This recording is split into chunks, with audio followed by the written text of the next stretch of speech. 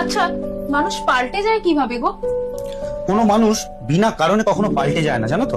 আসলে কি বলতো, সব থেকে একা সেই সব মানুষই হয় যারা নিরীহ আর মনের ভালো হয়, যে অন্যের জন্য কোনো স্বার্থ ছাড়াই তাদের পাশে থাকে, আর যে নিজের কোনো চাহিদা ছাড়াই শুধু অন্যকে দিয়ে যায়।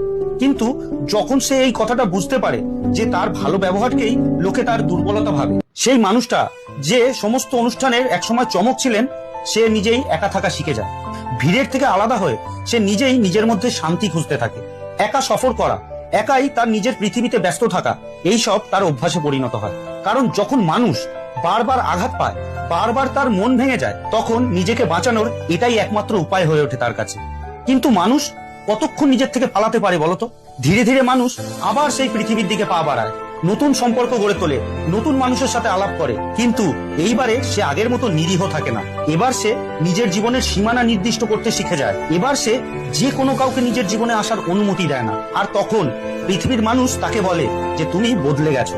আসলে সত্যি তো এটাই যে সে কিন্তু বদলায়নি, সে শুধুমাত্র শিখে গেছে। এখন সে নিজের মূল্য বোঝে। এখন সে শুধুমাত্র তাকেই নিজের জীবনে রাখে যে তাকে মূল্য দিতে জানে। বুঝলে?